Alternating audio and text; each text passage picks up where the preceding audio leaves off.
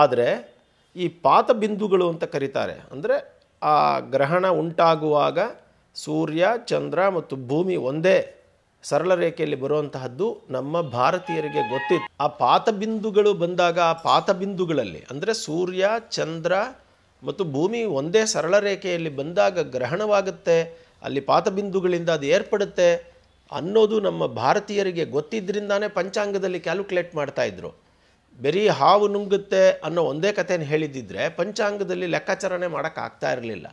So ಅದು ಬೇರೆ, ಇದು ಬೇರೆ. ಸೊ ಹಾಗಾಗಿ ಧರ್ಮಶಾಸ್ತ್ರಗಳ ಪ್ರಕಾರ, ನಮ್ಮ ಭಾರತೀಯ ಪುರಾಣಗಳ ಪ್ರಕಾರ ಸಾಮಾನ್ಯ ಜನರಿಗೆ ಹೇಳಿದಂತಹ ಕಥೆಗಳು ರೂಪಕವಾಗಿದ್ದರೆ ಶಾಸ್ತ್ರಗ್ರಂಥಗಳಲ್ಲಿ, ಗಣಿತ ಲೆಕ್ಕಾಚಾರಗಳಲ್ಲಿ ಅದನ್ನು ಸರಿಯಾಗಿ ಆ ಭೂಮಿಯ ಚಲನೆಯನ್ನು, ಚಂದ್ರನ ಚಲನೆಯನ್ನು ಆಧರಿಸೇನೆ ಈ ಖಗೋಳಶಾಸ್ತ್ರವನ್ನು ಮಾಡಿದ್ರು ಅನ್ನೋದನ್ನು ನಾವು ಅರ್ಥಕೋಬೇಕು. ಇಡೀ ಪ್ರಪಂಚದಲ್ಲಿ ಮೊಟ್ಟ ಮೊದಲಿಗೆ ಯಾರಾದರೂ ಗ್ರಹಣದ ಬಗ್ಗೆ ಕ್ಯಾಲ್ಕುಲೇಷನ್ಸ್ ಮಾಡಿದ್ದಾರೆ, ಪರ್ಫೆಕ್ಟಾಗಿ ಕರಾರುವಾಕ್ಕಾಗಿ ಹೇಳಿದ್ದಾರೆ ಅಂದರೆ ಅದು ಭಾರತೀಯರು ಅನ್ನೋದನ್ನು ನಾವು ಮರಿಬಾರ್ದು. ಮತ್ತು ಅಲ್ಲಿ ಬಣ್ಣಗಳು ಕೂಡ ಹೇಗೆ ಉತ್ಪತ್ತಿ ಆಗ್ತದೆ, ವಾತಾವರಣದಿಂದ ಬದಲಾವಣೆಗಳಾದಾಗ ಹೇಗೆ ಬಣ್ಣಗಳು ಉತ್ಪತ್ತಿ ಆಗ್ತದೆ ಅನ್ನೋದನ್ನು ಕೂಡ ಹೇಳಿದ್ದಾರೆ.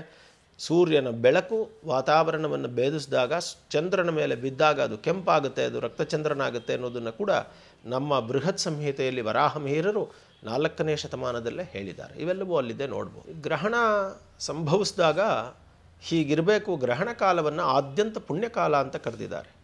ಪುಣ್ಯಕಾಲದಲ್ಲಿ ಪುಣ್ಯವನ್ನು ಸಂಪಾದನೆ ಮಾಡಲು ಇಚ್ಛಿಸುವವನು ಅನೇಕ ಕರ್ಮಗಳನ್ನು ಮಾಡಬೇಕು ಅಂತ ಧರ್ಮಶಾಸ್ತ್ರ ಹೇಳಿದೆ. ಇವಾಗ ತಾನೇ ನಾನು ನಿಮಗೆ ಅದನ್ನೇ ಮುಖ್ಯವಾಗಿ ಒಂದು ವಿಷಯವನ್ನು ನಾನು ಹೇಳಲೇಬೇಕು ನಿಮಗೆ.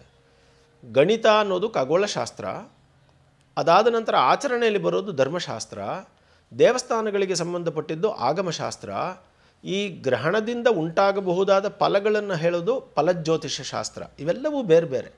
ಸೊ ಈಗ ನಾವು ಮಾತಾಡ್ತಾ ಇರೋದು ಧರ್ಮಶಾಸ್ತ್ರದ ಬಗ್ಗೆ. ಧರ್ಮಶಾಸ್ತ್ರಗಳಲ್ಲಿ ಸ್ಮೃತಿ ಗ್ರಂಥಗಳು ಅಂತ ಹೇಳ್ತಾರೆ.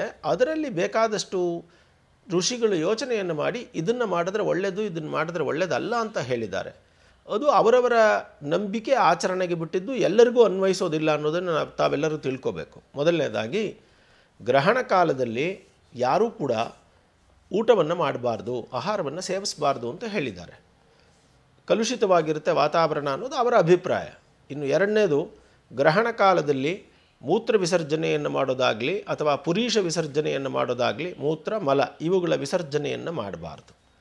ಇದು ಎರಡನೇದು. ಮೂರನೇದು, ಗ್ರಹಣ ಕಾಲದಲ್ಲಿ ಮಲಗಬಾರ್ದು. ಸೊ ಗ್ರಹಣ ಕಾಲದಲ್ಲಿ ಮಲಗೋದು ಒಳ್ಳೆಯದಲ್ಲ ಅನ್ನೋದು ಅವರು ಕಂಡುಕೊಂಡಂತಹ ಸತ್ಯ.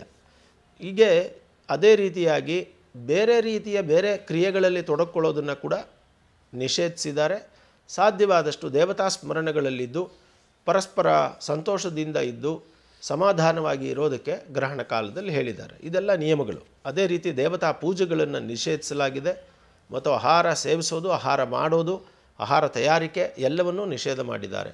ಮತ್ತು ಗ್ರಹಣ ಕಾಲದಲ್ಲಿ ಇರಬಹುದಾದಂತಹ, ತಕ್ಷಣವೇ ಕೆಡಬಹುದಾದಂತಹ ಪದಾರ್ಥಗಳನ್ನು ಸಾಧ್ಯವಾದಷ್ಟು ಅದನ್ನು ಚೆಲ್ಬಿಡೋಕ್ಕೆ ಹೇಳ್ತಾರೆ ಅಥವಾ ದರ್ಬೆಯನ್ನು ಹಾಕಿಡೋಕ್ಕೆ ಹೇಳ್ತಾರೆ. ಯಾಕೆಂದರೆ ಸರಿಯಾದ ನಿಜವಾದ ದರ್ಬೆಗಳನ್ನು ತಂದು ಹಾಕಿದ್ರೆ ಅವು ವಾತಾವರಣದ ಕ್ರಿಮಿಗಳನ್ನು ಉಂಟು ಮಾಡದೇ ಇರುವ ದೋಷವನ್ನು ತಡೆಯುತ್ತೆ. ಅಂದರೆ ಹೊಸದಾದ ದರ್ಬೆಯ ಹುಲ್ಲನ್ನು ತಂದು ಹಾಕಿದ್ರೆ ಆ ಪದಾರ್ಥಗಳು ಕೆಡೋದಿಲ್ಲ. ಇದನ್ನೆಲ್ಲ ವಿಜ್ಞಾನದಲ್ಲಿ ಗಮನಿಸಿದ್ದಾರೆ, ಅದನ್ನು ಹೇಳಿದ್ದಾರೆ.